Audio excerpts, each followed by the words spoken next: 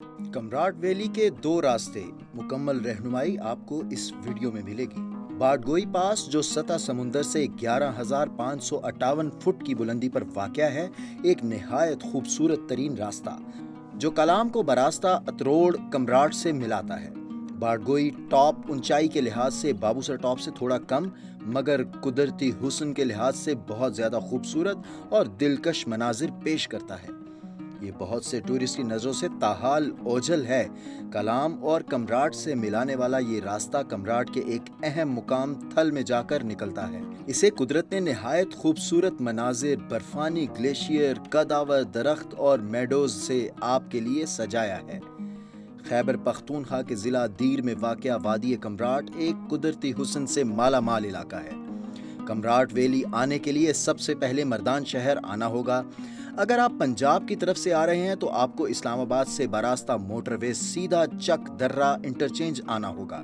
बजीरिया highway या bike से आ रहे हैं तो आपको पिशावर के करीब मर्दान की तरफ मुड़ना होगा।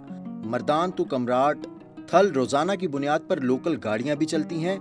आप किसी भी लोकल गाड़ी में बैठकर आराम से थल कमराट पहुंच सकते हैं। लेकिन अगर आप अपनी बाइक पर आ रहे हैं तो फिर मर्दान से आपने मालाकंड की तरफ, मालाकंड को क्रॉस करके आगे बटखेला शहर आएगा। इससे आगे फिर चकदरा नाम का एक छोटा सा शहर, वहाँ रोड दो हिस्सों में तकसीम हो जाता है। एक रास्ता सवात कलाम बाडगोई की तरफ से और दूसरा रास्ता दीर बाला की तरफ से निकलता है। अगर आपने सवात कलाम अतरोड़ से होते हुए बाडगोई के पास की तरफ से आना हो तो फिर मंगोरा सवात की तरफ जाना होगा। चकदरा से मंगोरा सवात की तरफ निकलने के बाद सवात कोहिस्तान के सदर मुकाम बहरीन आना होगा। बहरीन से फिर आगे कलाम और फिर अतरोड़ से होकर बाडगोई पास के जरिए आप थल पहुंच सकते हैं। चकदरा से लेकर कलाम तक एक बेहतरीन रोड बन चुकी है और कलाम से आगे यानी बाडगोई पास का रास्ता जीप ट्रैक है। अगर आपके पास अपनी जीप है तो ठीक, वरना अपनी गाड़ी कलाम में पार्क करके वहां से जीप हायर करके थल पहुंचना होगा। चकदरा से लेकर थल तक रास्ते में आप मदीन, बहरीन, कलाम, अतरोड़ और फिर आगे दश्त, लैला, बाडगोई जैसे खूबसूरत इलाकों से गुजरकर थल पहुंचेंगे। अगर किसी के पास वक्त और 4x4 गाड़ी या बाइक हो तो ये रास्ता बहुत पुरलुत्फ है। अगर आपने दीर की तरफ से आना है तो फिर आपने सवात की तरफ जाने की बजाय दीर अपर की तरफ आना है। रास्ते में तिमरगरा शहर आएगा जहां से थल कमराट की लोकल गाड़ी आराम से मिल सकती है। तिमरगरा से आपने अपर दीर की तरफ जाना है। रास्ते में छोटे छोटे शहर कस्बे आएंगे, लेकिन आपने सीधा चकियातन पहुंचना है। चकियातन दीर शहर से तकरीबन 5 या 6 किलोमीटर पहले आता है। यहाँ पुल क्रॉस करने से पहले FC की एक बड़ी चेक पोस्ट है। चेक पोस्ट से आगे सीधे हाथ पर एक बड़ा गेट सा बना हुआ है जिसके ऊपर बाबे कमराट लिखा होगा।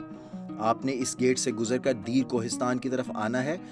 आगे शरिंगल नाम का एक छोटा सा कस्बा आएगा। चिकियातन से लेकर श्रीअंगल तक सड़क की हालत बहुत अच्छी है। श्रीअंगल से आगे थल तक रोड अगरचे इतना बेहतरीन नहीं, लेकिन कार वगैरह आराम से आ सकती है। श्रीअंगल से आगे राजकोट पातराक नाम का एक गांव आएगा। इसके बाद जार ब्याड़ आएगा, फिर आगे जाकर प्योद, फिर कुलूकोट और फिर थल आएगा। थल दीर कोहिस्तान के सबसे आखिरी गांव है। इससे आगे कमराट का इलाका शुरू होता है। थल में ज़रूरियात ज़िंदगी की तमाम अशिया दस्तयाब हैं। थल में अपनी कार पार्क करके आपने कमराट के लिए जीप हायर करनी है। कमराट के जंगल में कई होटल्स हैं। आप चाहे तो किसी होटल में आराम कर सकते हैं, चाहे तो अपना कैंप भी लगा सकते हैं। वैसे टेंट होटल्स भी बहुत सारे हैं जहां आपने बेफिक्र होकर रात गुजारनी है। वैसे तो पूरी वादी कमराट देखने के काबिल है, लेकिन कुछ मकामात ऐसे हैं जिन्हें देखे बगैर वापस आना मेरे ख्याल में कमराट के हुस्न की ताहीन होगी। जामिया मस्जिद दारुल इस्लाम थल। बज़ाहिर इस मस्जिद का कमराट के कुदरती खूबसूरती से कोई ताल्लुक नहीं, लेकिन इस मस्जिद को दीर कोहिस्तान की सबसे कदीम और मशहूर मस्जिद होने का एजाज़ हासिल है, इसलिए इसे देखे बगैर आना ज़्यादती होगी। ये मस्जिद दीर कोहिस्तान के सबसे आखिरी गांव थल में वाक़या है। थल बाजार से आगे दरियाए पंजगोड़ के ऐन किनारे पर वाक़या इस मस्जिद के दो हिस्से हैं। बालाई मंजिल जिस्ती चादरों से 1999 में तामीर की गई, जबकि ज़ेरी हिस्सा 1865 में तमीर किया गया। 1953 में इस मस्जिद में होने वाली आतिशज़दगी की वजह से इसका एक हिस्सा मुतासिर हुआ, जिसको मुकामी लोगों ने दोबारा तामीर किया। اس مسجد کی خاص بات یہ ہے کہ یہ سوائے چھت دیواروں کے باقی پوری مسجد دیار کی لکڑی سے بنی ہوئی ہے۔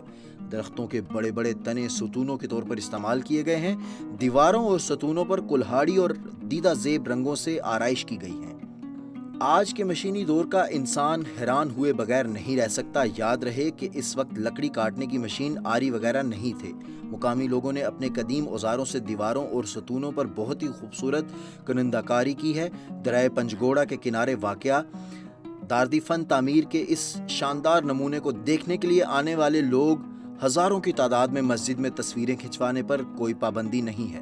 کوتگل آبشار تھل بازار سے نکل کر کمراٹ کی طرف جاتے ہوئے راستے میں ایک چڑھائی آتی ہے، ساتھ میں 2-4 دکانیں ہیں، آگے جا کر FC کی چیک پوسٹ آتی ہے۔ دراصل کمراٹ کی طرف اس جگہ کا نام ہے پوری وادی۔ پوری وادی کو کمراٹ کا نام باہر کے لوگوں نے دیا ہے۔ FC چیک پوسٹ سے آگے والے علاقے کو سریمئی کہا جاتا ہے، جہاں ہر سال کمراٹ فیسٹیول منعقد ہوتا ہے۔ اس سے آگے روئی شئی کا میدان آتا ہے، جہاں اس ہموار میدان کا اختتام ہوتا ہے۔ وہیں سیدھے ہاتھ پر گوتگل آبشار بلندی سے گرتا ہے۔ یہ بالکل مین روڈ سے نظر آتا ہے۔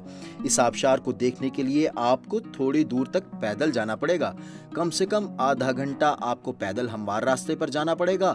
دور سے یہ ایک عام سا جھرنا نظر آتا ہے، لیکن نزدیک پہنچنے کے بعد پتہ چلتا ہے کہ یہ ایک حسین اور سحر انگیز آبشار ہے۔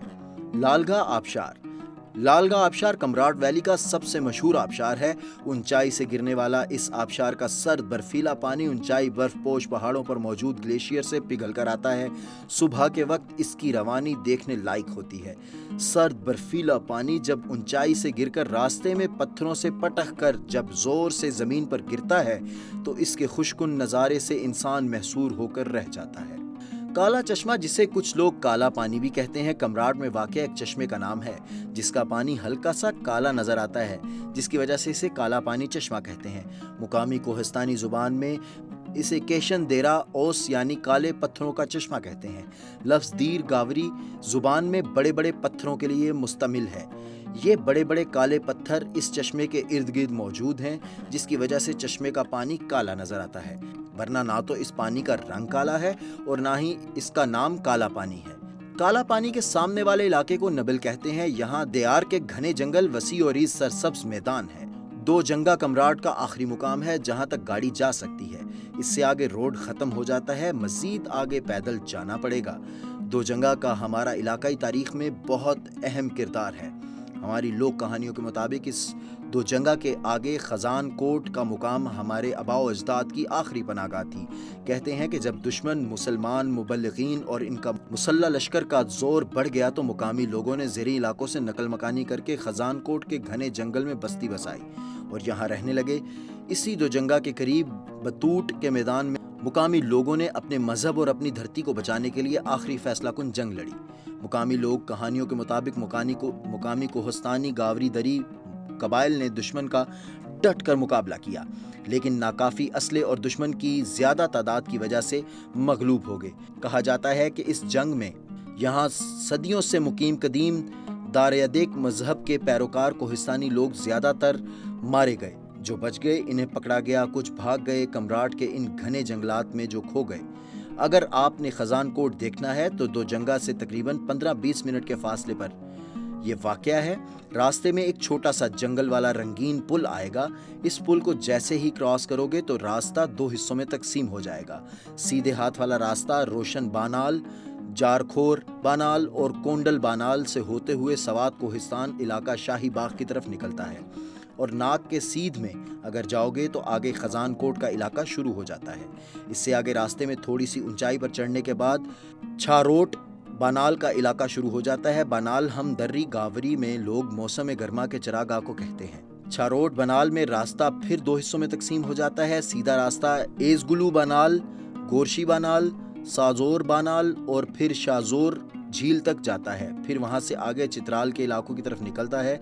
دوسرا راستہ کاشکین پاس سے ہوتے ہوئے چترال کے علاقوں کی طرف نکلتا ہے۔ کاشکین پاس ایک قدیم راستہ ہے جسے ہمارے لوگ چترال جانے کے لیے صدیوں سے استعمال کر رہے ہیں۔ بعض دوست جاز بانڈا کو بھی وادی کمراٹ کا حصہ سمجھتے ہیں، لیکن در حقیقت جاز بانڈا الگ علاقہ ہے۔ دیر کوہستان کے مقامی لوگ दादरी गावरी में यहाँ मुकामी गावरी जुबान के अलावा पश्तो भी बोली जाती है। मुकामी लोग अपनी पहचान कोहिस्तानी नाम से करवाते हैं, लेकिन इनके कबीले या कौम का नाम नहीं है। ऐसा है जैसे लाहौर के रहने वाले अपने आप को लाहौरी कहते हैं। हम लोग दादरी गावरी हैं और गावरी जुबान बोलते हैं। दारदीब जुबानों कोहिस्तानी शाख से ताल्लुक़ रखती है। ये एक हिंद आरियाई ज़ुबान है जो दीर कोहिस्तान के अलावा सवात कोहिस्तान के इलाकों, कालाम और इसके आसपास वादियों में भी बोली जाती है। मुकामी लोग इंतहाई मेहमान नवाज हैं। बाप दादा से हमें दूसरी चीज़ों के साथ साथ मेहमान नवाजी भी विरासत में मिली है। कमराट में आप कहीं भी अकेले या अपनी फैमिली के साथ जा सकते हैं। किसी पर कभी भी कोई रोक टोक नहीं है। किसी भी हंगामी हालात में है, किसी भी घर पर दस्तक दो, आपको वहाँ से भरपूर मदद मिलेगी।